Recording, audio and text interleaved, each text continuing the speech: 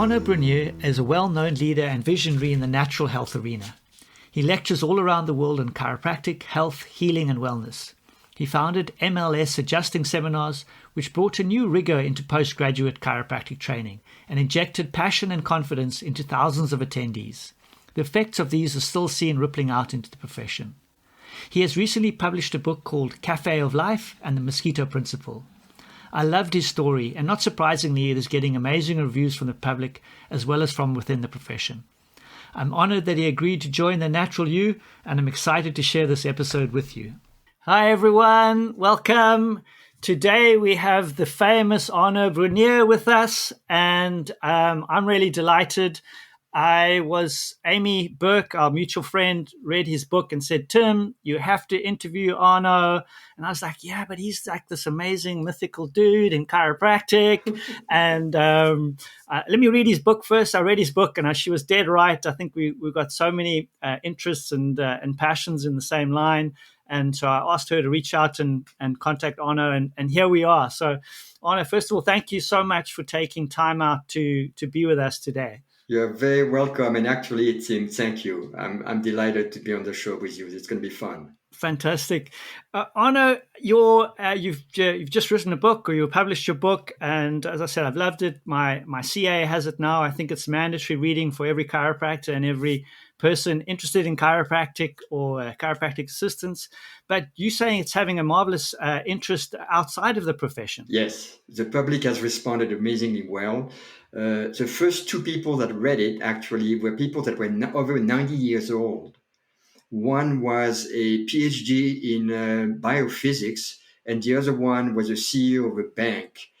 And when they read it, they say, I wish I had known about chiropractic before, and I'm going to pass it on to my children and my grandchildren. So that was the first public response that I had. But after that, from the general public, it has been amazing. People felt either supported, understanding chiropractic at a deeper level, even though I want to emphasize the book is not about chiropractic. I'm not trying to sell chiropractic. I'm not trying to push chiropractic.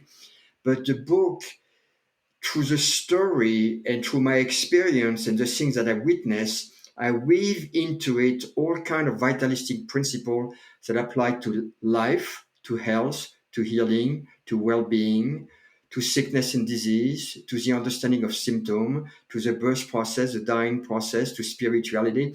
So weave into this are all of those vitalistic principles that are the foundation of chiropractic philosophy and chiropractic principle. So as a result, when the public reads the book, they go, oh, I didn't realize the magnitude of chiropractic. I didn't realize what was involved in it. And then obviously there is a section on the neurospinal system, which I made it, I think, very captivating for the public, very intriguing for the profession even. But the essence of what we do is to address people at the core of our being, which is a neurospinal system, which is the channel through which life force, which powers the body flows. So I felt this is a really great approach. Now, obviously, from the profession, amazing comment, amazing feedback, reviews. So didn't expect any of that. I was like, when I put the book out, I thought, I wonder what's going to happen. And then, boom, it went. It must be a daunting prospect to put your work out there and then wait for feedback. So that must be hugely validating. My mom used to say, the most interesting people have had some of the toughest experiences in life. And I think what makes it so interesting is your stories, because you haven't had it easy and you've had a lot of trauma in your family and in your personal life. And the way that you present that so beautifully and without judgment and with an air of forgiveness is I think is beautiful and a lesson for a lot of us. Because we can get caught up in our own dramas and our own traumas and get held back by those. And somehow your stories, for me, seem to echo that. So that was really beautiful. And stories, people love can relate to. And I think your stories are hugely relatable. So yeah, very, very congratulations and well done on a great job. Thank you, Tim. One of the feedback that I have had from many people is how much healing they felt out of the book for themselves. Because indeed, through my life journey, I've had a significant amount of wounds and trauma. But we can use a wound and a trauma as something to pity yourself, to feel a victim to, and so on and so forth. But in reality, every single trauma that we have had, every single wound that we have had is a gift. We can turn it into a gift. And the gift is to increase our understanding of other human being. The gift is to increase our compassion. So basically to turn wounds and trauma into gift, and actually the journey of healing from them come from not only having forgiveness for ourselves, forgiveness for the perpetrator, but also to transcend to the next level, which is to have gratitude for the perpetrator. And that's very tough for some people to make that last step. But it is a step that once it's made, there is enormous freedom, enormous letting go of these burdens, this baggage that we carry. So then when we have made that step, indeed, we discover, oh, this trauma, this wound, this is assault, this insult, this violation, whatever it is a gift. Yeah. And I can use that gift throughout my life. And I think easy to say, but not so easy to do. It's a journey. It's a journey. It's a process. Absolutely. And so the name of the book is The Cafe of Life and the Mosquito Principle. So it's almost two titles. Can you tell us what those mean, or how you came by them? All right. So the Cafe of Life is a practice model that I felt I was practicing in when I started practicing in 1978. So for me, a chiropractic practice, is a place where we share, we teach, we infuse, we inspire people with the life principle, the vitalistic principle, the philosophy of chiropractic, the science of chiropractic, which is basically the understanding of all of the science of life, from biology to physiology to anatomy, cardiology, you name it. And then also to infuse the public, to share with the public the inherent principle, the vitalistic principle of chiropractic philosophy. So for me, a chiropractic practice is a place where you teach and share the philosophy, the science, and also deliver the art. In delivering the art of chiropractic, we're releasing the elixir of life in the body. We are releasing life force in the body. So life force, as we know, is the power that animates the living body. Obviously, a corpse doesn't have a life force. It's not alive. It cannot adapt. But a human body can adapt. It can grow, transform, excrete, assimilate. All of the signs of life are there. So the life force is a spirit that powers the body. And that life force, that life energy flow through the neurospinal system and through the nerve system to reach every single tissue cell in the body. So in the Cafe of Life model, in a practice, we serve life, we share life, we release life, we dispense life. So that's a Cafe of Life model. And I thought in the book, I will talk about the principles of life, the principle of health, the principle of healing. The Mosquito Principle, on the other hand, is something that I have read years ago from the Dalai Lama. Let's say, if you think you're too small to make a difference, try sleeping with a mosquito. Yeah. And I thought, that's amazing. This tiny little thing can make a big difference in the world and in our experience. So the essence of the Mosquito Principle is that no one is too small to make a difference. Mm. And Tim, as you know, when we're young and we are passionate, we may be, idealistic, maybe. We stumble into some things that really transform our lives, like a chiropractic principle and philosophy, and a profession that dwell into life, health, healing, wellness, and well-being. We may be very passionate, but we feel like, I'm small. How can I make a difference?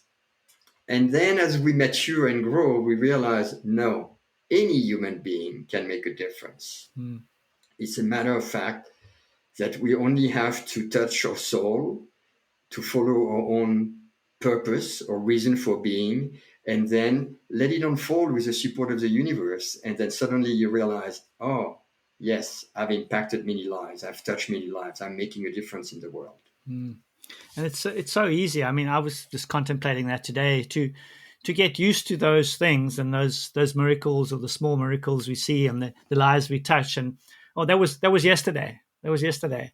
And we get blasé and you go, well, what difference am I really making? You know, it's a constant sort of, as you say, mosquito has to keep on buzzing around, right? To keep moving around, to keep in the ears. And there's this joke about that as well. I think about if you think force is the only way, try killing a mosquito that lands on your testicles. Yeah, I'm not going to go there, but I remember being in areas of the world where there was mosquitoes, and you sleep with the mosquitoes, and you think, okay, here it comes, here it comes, here it comes, Okay. and every time you miss it, it's absolutely uncanny. So, yeah. They're wily. They are wily. And the only way to really deal with the mosquito is to turn on the light and spot it on a wall, which is interesting because also the Mosquito Principle is turn on the light. Turn on the light in the world. Bring the light out of yourself. Good. I like that. It's a great add-on. It's very good. Something you sort of were just sort of leaning into a little bit there, and I picked up from your book was being open to the universe and being open to experience. I sometimes say that to myself. Well, I'm open to see what happens, but maybe inside I'm a little bit resistant to those, or I'm not fully open. How do you go about really opening yourself to opportunity, to what the universe can give you? Because I feel that's something that you've been able to do, which I perhaps feel restricted, and others maybe too. We want to experience that, but we perhaps hold back a little bit or aren't fully able to release. So years ago, I read a book by Fred Barge called Chiropractic: Life Without Fear. And I thought, chiropractic is not life without fear. Chiropractic is life in trust of universal intelligence, in trust of innate intelligence, the inborn intelligence that every human being is born with, in trust of the power of life force. So when early on I made that distinction for myself, I decided I'm going to trust life. Now, being open doesn't mean that you're sitting there in your chair and say, I'm going to open a practice. I'm going to serve humanity. And you sit in your chair. There is something as being active, but in that activity to still be passive, which means you're active in passivity and you are passive in activity. And that's when you open up yourself to, yes, I'm going to open practice, I'm taking action, but I'm also going to let the universe show me, let life show me, this opportunity falls on my lap. Do I start questioning it with my head? Do I start to dwell into like the pros and cons and should it be that, should it be that? Or life just handed you this opportunity on a silver platter. Don't even question it. And what I've learned over the years is that life speaks in threes. You have a repetition usually of three messages, whether it's a visual message, an auditory message, an encounter. Life speaks in three. And as soon as I have this confirmation, then I know that's a path. That's where I'm going. Even if it doesn't seem to make sense on a rational basis, I'm going to trust it. So you might have an opportunity presented to you, and then are you looking for another sign like a word or another thing, or how would that kind of present? So do you need all three, or can you sometimes just go on the one? Or sometimes you just feel it in your intuition and in your instinct. There is a distinction between intuition and instinct. Okay, so when both of them talks, then you know it's a home run. I remember, I think they were called the Peets. They were chiropractors that graduated from Life University, and they were driving looking for a place to practice, and their car broke down in a very small town. They had no money, and they went, well, I guess that's where we're supposed to practice. And they became, in no time, virtually overnight, the biggest show in town because it was a very small town and there was not much happening. And they grew a huge practice. Here is a good example. It was like, yeah, that's where life dumped me. This life stopped me. This is where life showed me. And I'm going to listen to that. And I believe that when you listen to the message from life and you let life guide the river of your own life, then there is a certain ease. There is no decision to be made. There is just an acknowledgement to what presents itself. And for me, in my own experience, it has made my life just this flow, this river that took me different places, but always like, wow, this was just perfect. For example, when I gave up practice in Pennsylvania and I moved to Colorado, we went on a skiing vacation in Colorado. We had no intention to move to Colorado. And then I hurt myself, so I couldn't ski for a few days. So Jane and I, my wife, we decided, oh, let's just explore the town of Durango, Colorado. And we saw this beautiful enclave with greenery, with waterways, which was unusual for that area of Colorado. And we pulled in and we looked at a house. And we went to see the real estate agent. We looked at a house, but the house was for sale, but it needed a lot of renovation. So we walked through the yard. There was 4 acres of land. And we turned around and we went like, oh, if this house next door was for sale, probably we would buy it. And Christine, the real estate agent, said, you know what? I know those people. They're a friend of mine. I'm going to ask them if you can at least see this house so that you know what you could do with the house that's for sale. Yeah. So we went in and we were like, oh my God, this is everything we want. This is exactly the floor plan that we want. This is beautiful and an incredible views and all this, but it's not for sale. So we are thanking the lady. Her name was Patty Naylor. We are thanking her. We are almost all back in the car. I'm the last one stepping into the front passenger seat, and I'm about to close the door. And Patty Naylor, the owner, opened the door and said, oh, by the way, I don't know if you're interested, but my husband and I decided to sell this home last night. Last night. And I said, well, do you know what you want for it? She said, no, but, I'll talk to my husband and we'll let you know. I gave her my phone number. We were staying at a resort 10 minutes away. Long story short, we bought a house that wasn't for sale yet.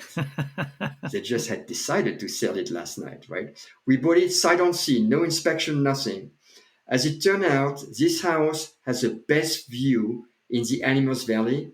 Not only the best view, but it borders a 500-acre organic ranch, which is in nature conservancy, so the view can never be touched. 180 degree, beautiful views of nature with gorgeous red cliff. And then I was in a transition out of practice in Pennsylvania, and people had asked me, you have to teach the profession what you're doing in practice, because not every chiropractor practices that way. It's a matter of fact that when we send friends, family to chiropractor in other states, they have a very different experience than what we have in your practice. You need to teach it. Well, 7 minutes from my house that we just bought was a beautiful resort, which is also a conference center. And boom, it fell on my lap, a place to start doing what was called at the time Masterpiece Training Camp, which was a 6-day intensive training for chiropractor, which I would label the Navy SEAL of chiropractic. That's what it was. Intense. So It all fell on my lap. See, no question asked. House it was said. We had not seen anything else in Durango. We knew nothing about the area, Wow. but it fell on my lap. Wow. And so there was So no questions, that's an and example that's of the just trust that you were talking about. You know, the trust, yes, and yes. it really strikes me because from reading your book in your early childhood, you know, I wouldn't didn't strike me as a particularly trustful environment. You know, so for someone to have had that and then still be so trusting. I find that really, really intriguing and amazing. So, yeah, I mean, when you say trust, I love the idea, and I feel like I trust myself sometimes. But to go into that depth, is there some? Do you think there was? Well, Tim, let's move to another level of Okay. trust. You cut yourself in the kitchen with a Yep. knife. You look at your finger, it's bleeding. What's the first instinctual thing that people have? Yep. Put it in their mouths to suck the blood, right? Yep. Yep. Yep. And then it stopped bleeding. By the way, the saliva has antiseptic property, Yep. right? It's also healing salva. The salt creates contraction of the blood vessel. Yeah. And then, do you doubt that it's going to heal? Or every human being say, oh no, of course it's going to heal. Even if you cut yourself so deeply that you need stitches, nevertheless, it's not the stitches that are going to heal the cut. Mm. Because a corpse Yeah. could have stitches and a cut, it will never heal. Yeah. It's a life force, the vitality within us that creates the repair process. And every surgeon knows that. Mm. Yes, it was a surgery, but it's the inner capacity of the body to heal, the innate wisdom of the body that performs the healing. So we trust this. We have a broken bone. We trust that. Mm. Yet, maybe it's put in a cast, right? But we trust that the bone repair will take place and the mending will take place. So, unbeknown to us, we trust a lot more than we think. Yeah, I like that. You know, and I'm thinking, for example, you go on an airplane, Yeah. you trust the machine, you trust the pilot, you trust the crew. You go on an elevator, you trust the cable. We trust a lot more than we think, Yeah. but we don't reflect on that. And So yeah, then you can expand that level of trust to something a little bit more complex or deeper and just mm. realize it So we works. have it, Life works. and I just come back from a cycle, and I was on the road with, you know, and there were cars whizzing past me, and I trusted them, right, to give me a Yeah, wide berth yeah. and not cut me off, knock me over. So, um, so I like that. So you're looking for trust all the time, and so when you're looking at trust, Looking for trust all the you're going to time. start trusting more. Yeah. Trusting, you know, we trust our bodies to heal. When we adjust our clients, we trusting that they're going to heal. And, you know, we're looking for trust all the time, then we're going to see more of it. So I think I can use that. I think I can use that. Yeah, whatever you focus your mind on is actually what you start to hone in on. So you start trusting life, and suddenly you realize, I trusted here, I trusted there, I trusted there. Oh, it's working for me. Mm. So it's a beautiful way to live life. I'm going to start doing that a lot more, and hopefully the river will take me on the journey. Well, it has taken me so far, and but I'm interested to open more to that, and I'm sure others. Yeah, and Tim, there is always a naysayer, right? There is always the people that say, "Oh yeah, well, you rode your bicycle, but my cousin got hit by Yeah, a yeah, car."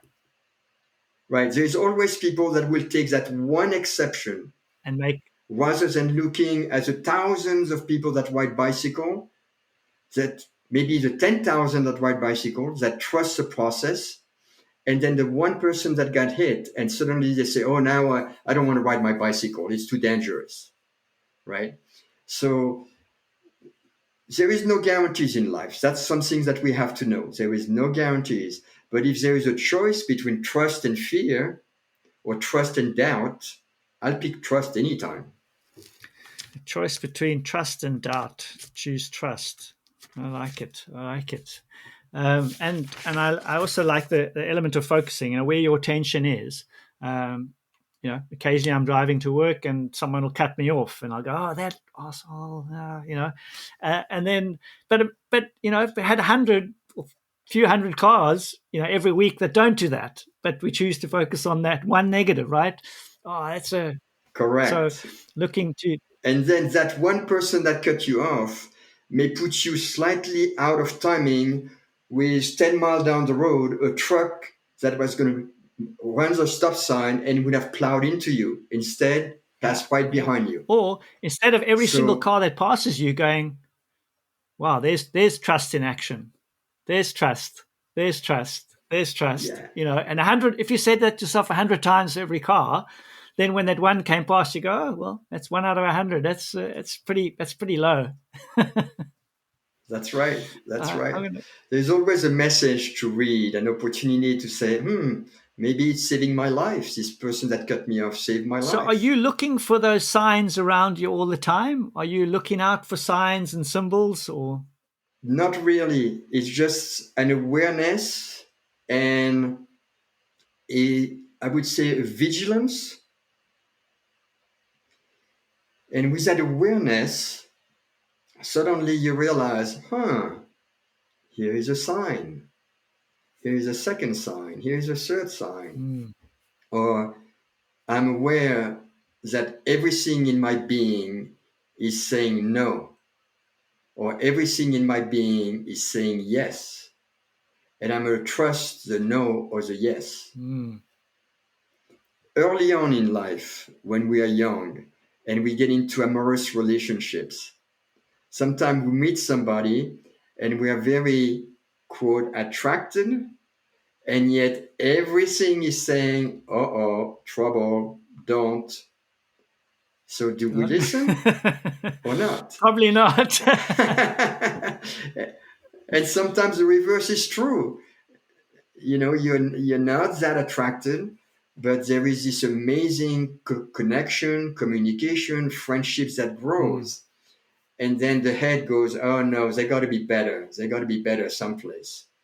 But we realize that, friendship, the foundation of an amorous relationship, the common value, the common likes in mm, life are so important, because that's how a strong, powerful relationship is based upon, not just a firework of chemistry. Because the fireworks of chemistry will eventually, over time, die off. But the friendship, the common values, the common likes in mm, life, we're on the same page about health, we're on the same page about fitness, we're on the same page about nature, about travel, about adventure, whatever it mm, is, then we have common values that we can be together. So that's an example of learning to trust when even sometimes something said, I'm not that attracted to that person. But in reality, of all the people that I've met, or all the amorous relationships that I've attempted, this is a really great connection. It feels so uh, in what do you call it? Confidence in French. That you feel you can trust that person yeah. implicitly, And there's you that know. word again, trust, right? There's So that. There's that yes. word again. Um, so for me, when I have those experiences of a new opportunity, um, sometimes I'm excited but a bit scared. It's like getting up on stage to speak, right? It's exciting and it's a bit nervous, but that's our body saying, "Hey, get ready for this." How do so? I used to do I did a lot of rock climbing, things like that, and so you're up on the rock face, and it's scary but exciting at the same time. But it's the fear is a good thing. It's saying, "Don't be an idiot. You could die. Be safe." How do you do that when an opportunity comes to you and you're excited about it, but there's a little bit of fear saying, "Hey, maybe this could be dangerous in another way." How do you balance those with your openness? Correct. And I think you refer to public speaking. And public speaking, I believe, even when people are really good at it, usually there is still a level of apprehension, a level of taming the tiger, the anxiety. Sometimes there is very little of it for whatever reason. Sometimes there is a lot of it for other reasons. To stay present in the now moment really help. I think in rock climbing, that is a very big thing to just not go ahead or behind, but to be really present. What I've learned over the years, and I've done a lot of public speaking, is for some reason, sometime I come in and I'm as relaxed as it can be. Another time, internally, I'm a nervous wreck. And after 40 some years of doing it, I still haven't found a formula. But what I've learned is that if I can stay present and pay attention to the conversation, a lot of time when you're about to go on stage, for example, there is people that are there talking to you. And my mind is already focused on what's going to happen next. So I'm listening to them, but I'm not really engaging them because I don't want to have that engagement with them at that point. But I'm listening with an awareness. And then suddenly, out of what they say, there is one word that's going to jump out in my consciousness. And that's my gift from life. That's my anchor. And I will use that word as a starting point to my talk. Now, sometime you can do a public speaking talk, which is, I believe it's called speaking in extra temporaneous time, like in present time consciousness. Nothing is prepared. It's a flow that comes out of you, like it is right now between us. But it's always good to have a backup plan. Because if for whatever reason you cannot tap into the flow, at least you have a backup plan and you're not going to falter. It will be work during that public speaking, and since you have done it, you probably can relate to it. Suddenly you're working your talk. But if you're able to anchor yourself to that one word that's leaped into your awareness and use that, then suddenly you enter a flow. And yes, you may take pieces out of the prepared talk, but it's not in a rigid way. It's a very fluid way. And then suddenly it's a great joy. And instead of walking off the stage with tension and a headache, you walk off the stage with amazing energy and radiance, right? So that's a good example of how you navigate opportunities and then use them to your benefit. So you trust and you're open to the flow, but in the knowing that that's not always going to be there every time for whatever reason. So you have a backup plan to work with. So you're not just being stupid and just going in. Okay, I'm just going to go out there and wait for the message so I can deliver. You have some structure, and would you find that in other? Sounds like you do that in life as well. It's like, okay, well, here's a backup plan, but I'm going to be open to what the universe shows me. Yeah, for example, team in practice, you can either show up, out of the stupor from having parties the night before and show up in practice and think like, oh, well, it's all going to work out. I'm just going to be there and I'll be like totally tuned into people and I'm going to adjust them well or not. Or you can prepare yourself like a professional, train, be prepared in advance. And I always relate to practice with sports. You look at professional athletes, it's not like they go like, I'm pretty good at basketball. I'm just going to show up on the court and it's going to be okay. I'll be in the flow. No, they train endlessly so that suddenly when they enter the game, they can be completely out of the way and enter the flow of the game rather than working the game. It's the same thing in practice. So I think in public speaking, for example, to go back to that example, is to have preparation, to have talking points, to have a message, to have a vision is important. But then can you let go of that, which is what an athlete does when it enters a court for a professional game? They let go of all of that training and all that preparation, and now they go into the game. And you will hear athletes say, it's amazing. The game was playing through me. In practice, you will hear chiropractor, I am not doing it. I'm an instrument of spirit, of the divine, of my soul working through me. Where at other times I'll say, oh, that was a tough day. I was trying to figure it out. I was all in my head. I wasn't in my senses. I wasn't in my heart. I was all in my head trying to figure it out. And it was hell. And we all know that, practitioners. We've all been there. Yeah. Yeah, or people in tennis or in American football or in soccer, same thing. I was working the game. It just didn't work out. Instead of like I already knew where the ball was going to be, and here I Yeah. was. Yeah. You know, Yeah. so that's a part of life that is very fun. Yeah. So you mentioned planning, practice, and I presume with that comes drills and mental, emotional, physical training, and that then allows you to have all the skill set to be able to get into the flow. So whether Exactly. you're basketball and you're practicing shooting hoops for free throws, then when it comes to the time, it's just going to be there Yeah. because it's Yeah. everything's there. But then you're also in the game, like you say, you're reading the play, you're open to it because you don't have to worry about that skill set. It's done, and you can just be open to the opportunities. Absolutely. And that's where the That's joy and the fulfillment comes in. I know, professional athletes get paid very well. Yet, I think even if they didn't get paid, they would just go for it because of the joy and the fulfillment, and the satisfaction that they gain. In many ways, sometimes we say, oh, Tim, you as a chiropractor, you're so selfless, you give of yourself, you're so in your heart, you're so loving with your hand, you welcome people really well. But behind all this is a selfishness to fulfill ourselves for the joys that we're going to acquire as a result of it.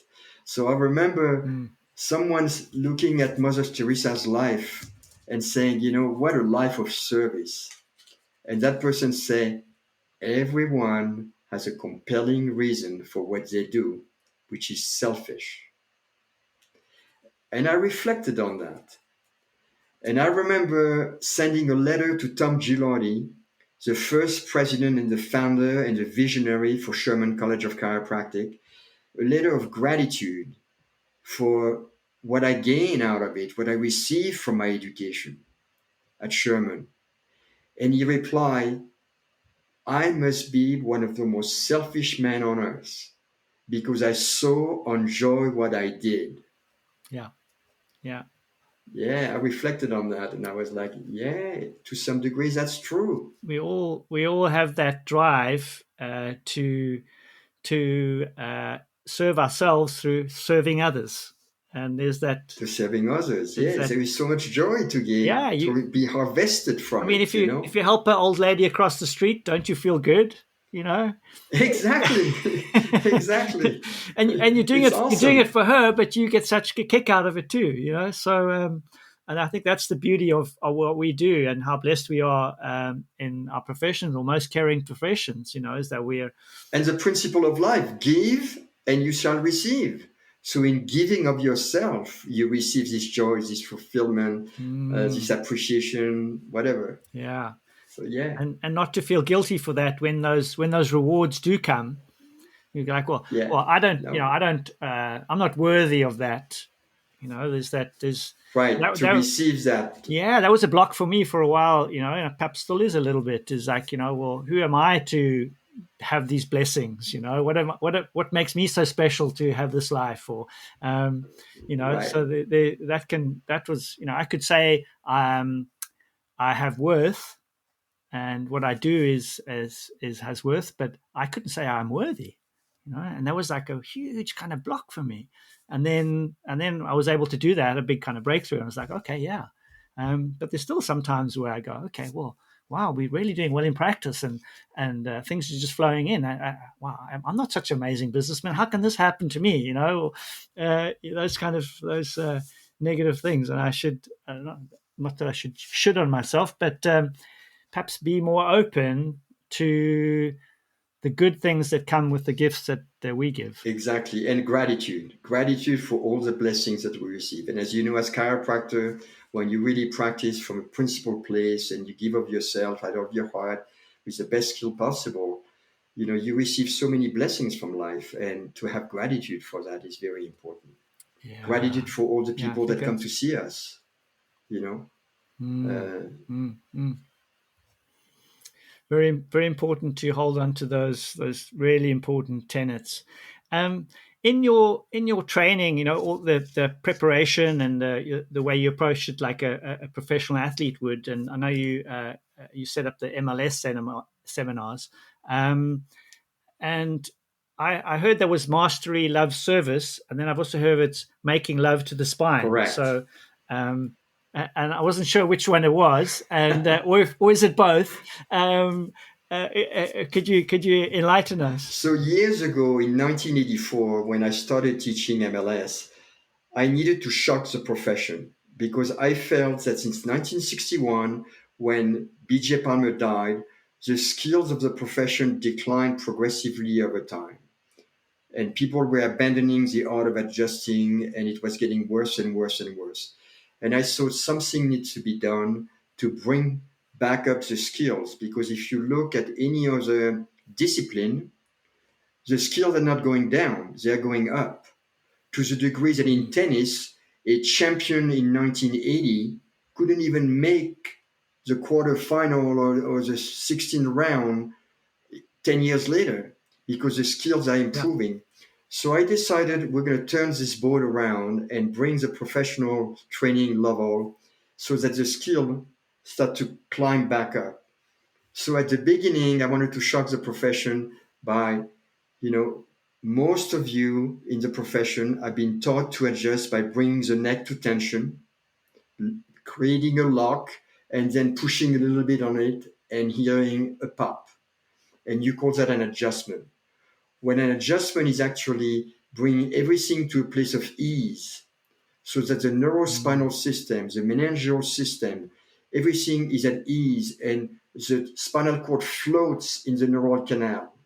And then from that place, deliver a very specific force at lightning speed to a very specific arc for the listings that you have found in the body.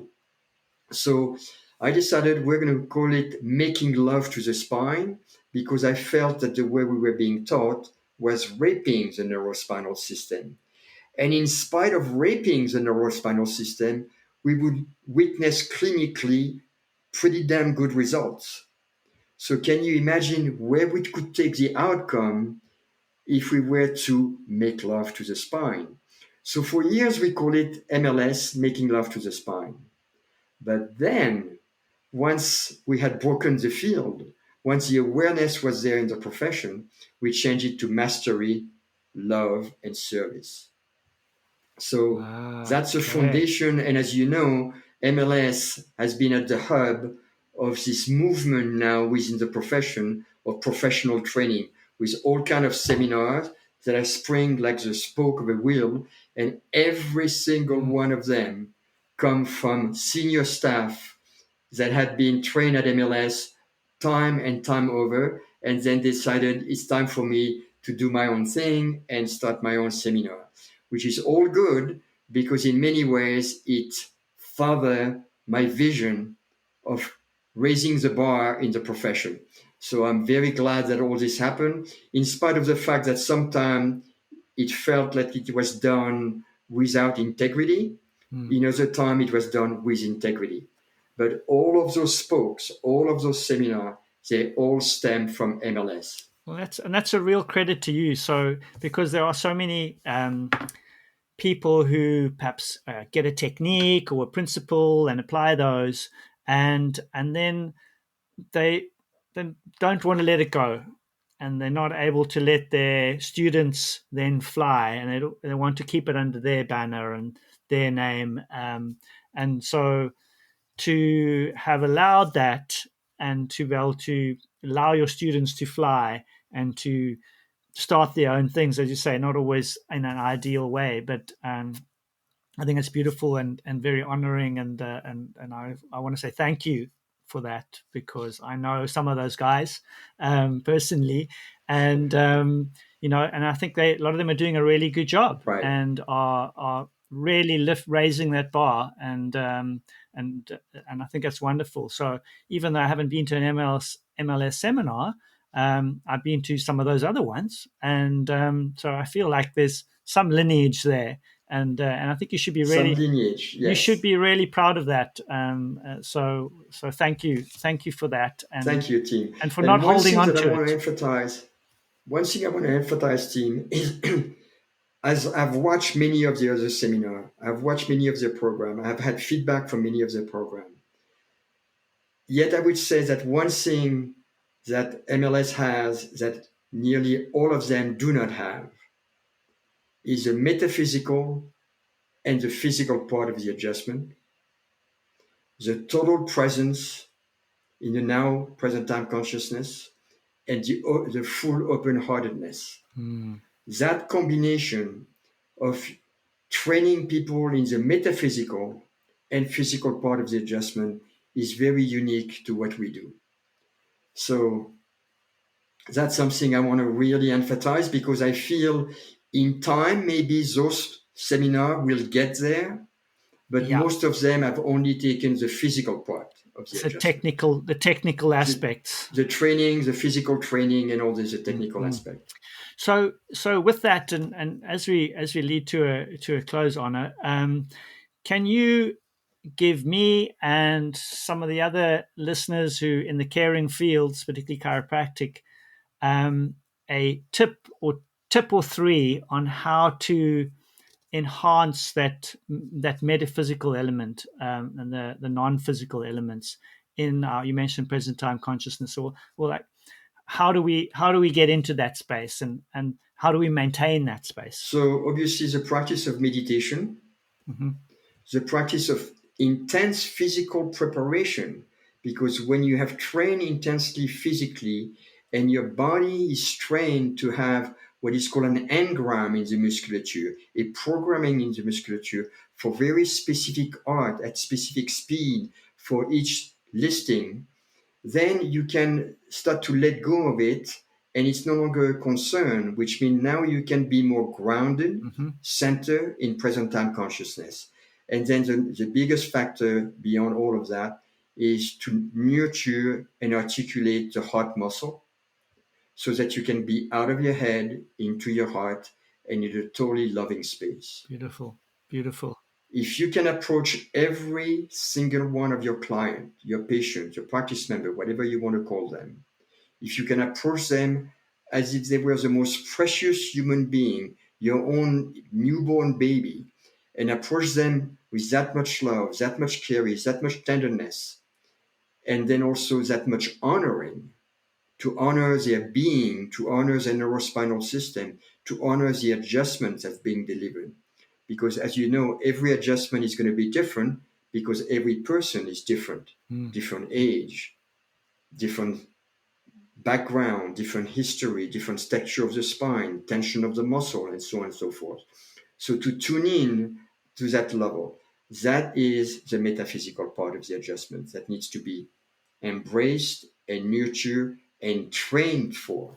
Wonderful, wonderful. So we have the meditation as a tool that we can all use before and to ground ourselves, and then the physical training you mentioned, both obviously just getting ourselves ready, but also the practicing of the adjustments and getting ourselves into that state of ease, so we're not bunched up and tense ourselves, and get those muscles, that repeated muscle memory, and then learning and to work with the client, tapping into their state, um, and learning that. I think that last one is probably the biggest challenge, because the other two we kind of got there are lots of ways to be able to do that, whereas that third state, is to do that reproducibly, and to say this person is this perfect creation, and to honor that, without getting into my head or being distracted by something else.